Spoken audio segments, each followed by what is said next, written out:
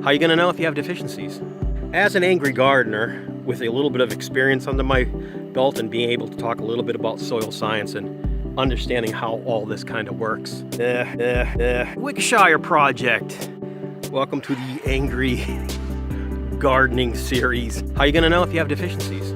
Yep, it's going to be one of those episodes. Bear with us and no chip on your shoulder, grain of salt. How are you going to know if you have deficiencies? It's for amusement purposes only, and if you find it educating, how are you going to know if you have deficiencies? That's on you. Great. You know, whatever you want to do with this video, whatever you want. It's up in the air, so.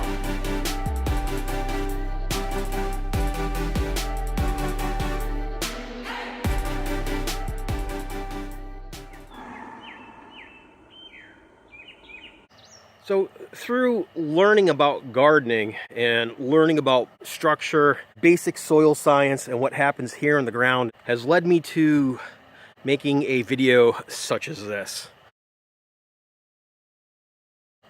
As far as I know, the microbes in the soil need moisture. I'll shake my sweat.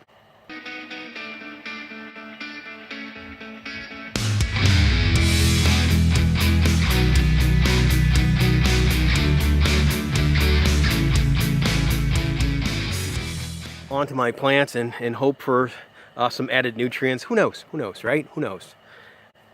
Should you pee on your garden? Only if you're gonna film it. But yeah, all the soil biology happens in the water, so don't let your garden dry out. Ever. Just don't stress your plants and put them through a wet and then dry cycle. If you're gonna garden, you have to water every single day or every other day or twice a day, depending on how hot it is. You can see we're in shade. This is the southern half of our property. It is definitely indirect sunlight. It's not perfectly indirect, but yeah, we have direct and indirect for a few hours here and there. It's spattering. For where I live in 7A, Tennessee, pretty sure that's where I live. That's my zone. I should know by now. Been here for 3 years. The heat at about this time, January, February, March, April, May, June, July, August, is brutal. In there it said 92 feels like 105. Yeah, it feels like 105. I think it feels like 110. It's hot out here. So as I come out, I can see even in the indirect sunlight, my garden is stressed, absolutely doing poorly. And it needs constant watering. But it is over 90 degrees and things aren't doing well. The plants are shutting down. There's nothing you can really do.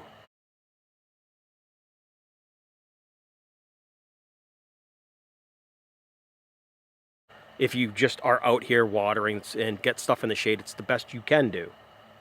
Unless you're a complete psychopath when it comes to gardening and you want to build that greenhouse with the air conditioning unit and keep it under 80, you know, and set it to like 70 to 80, you know, nice dry cool in there. Wonderful. It'd be great, right? Grow anything all year round.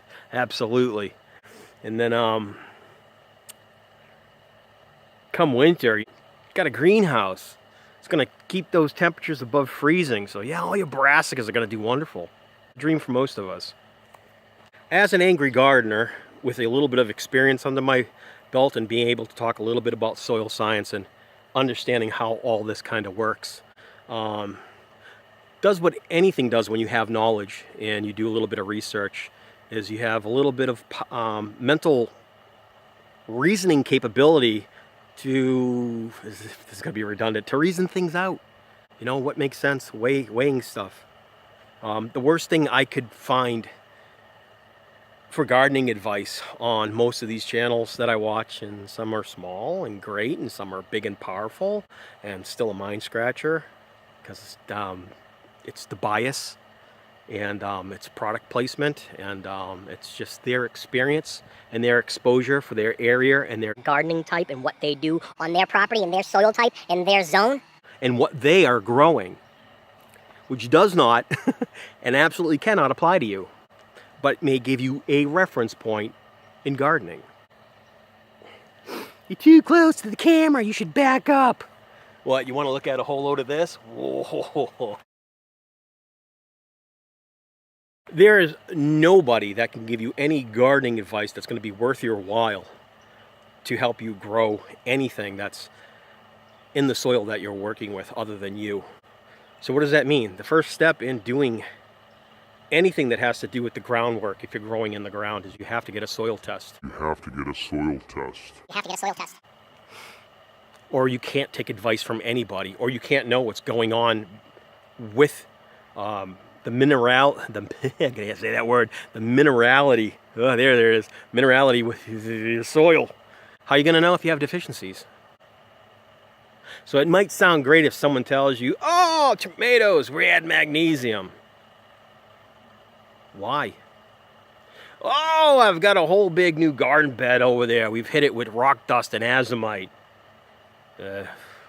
Really? Why? There's no reason behind any of this to add amendments to your soil. Nor should you. You don't spend money on things you don't have to. So we'll try to explain this. Without knowing what your soil is deficient in, how can you know what to amend? Let's be intelligent about this. You know, so again, like I said, all these garden channels, you should do this with your garden, you should do that with your garden. Don't do anything with your garden. Don't do anything. If you're going to garden for years and years to come, and you're going to use your local soil that's down here, the dirt, if you're going to use this, go get a soil test. What I would do is I would walk to the top of the property, I'd dig down about a foot, pull up some earth from there, then in the middle pull up some earth from there, and pull up some earth from the back of the property. Because you got to know what kind of earth you're working with, what kind of loam mixture you've got going on there.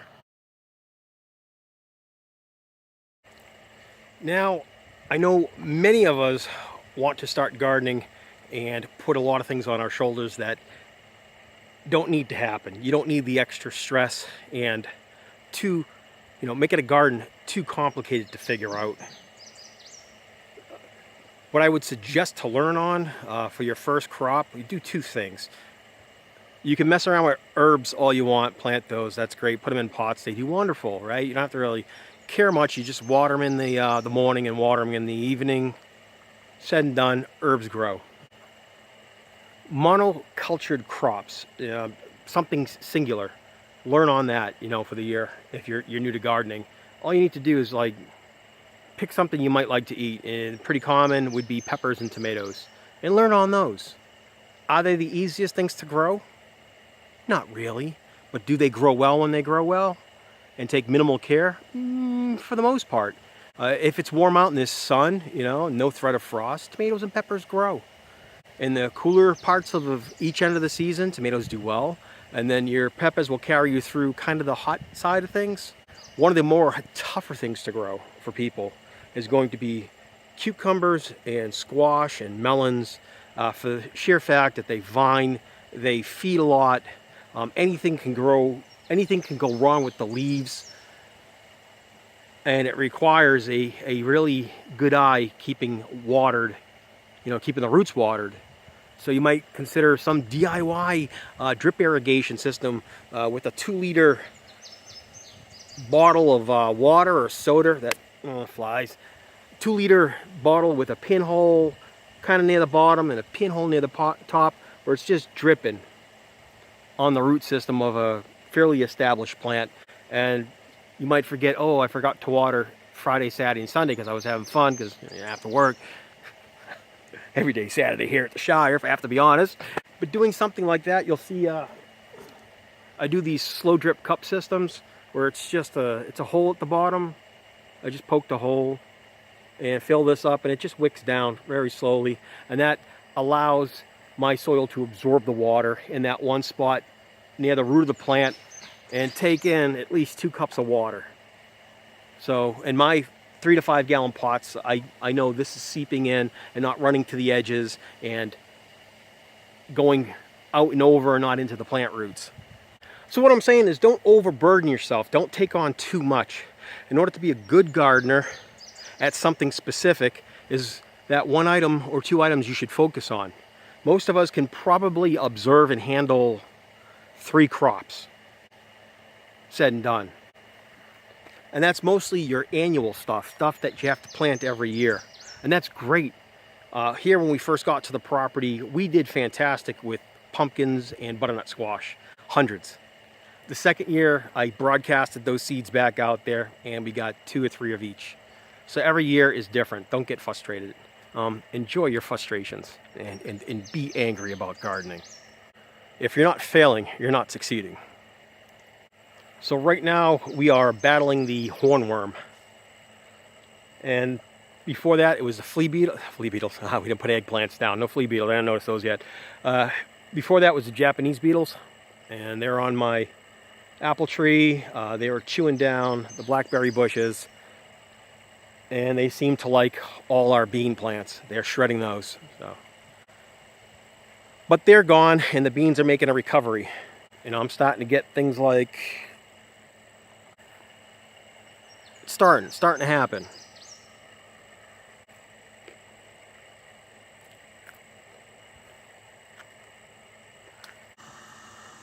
Look at those gems. Because we're a show, they're plastic. I have to set that up just like everybody else. You do the fake fruit. No, those are real. But it feels it when they look perfect like that, like all these little emerald gems. So beautiful. There's no blossom end rot, and they're just plump and wonderful looking. And that's just because I have murdered every single hornworm that has ever crawled on that plant. And we notice it because the tips are chewed off. Should you be coming to me for garden advice? Absolutely not. I have no certifications in anything. What I do is I watch you people who are certified in everything, and then I take the good and bad ideas and I apply them to the nature of what I'm growing or what I'm doing here, or future possibilities of what we can do here to grow better. And the only thing I can actually do is grow things and watch how stuff happens, and then record how neglectful I am as a lazy gardener, which plants will go through so much stress and still produce food. I'm liked and hated for a reason on here. It's just the way it works. Thanks for bearing with us in this video. Take what you want from it. It's just what's on my mind currently, and it's just how I feel about things. I don't know.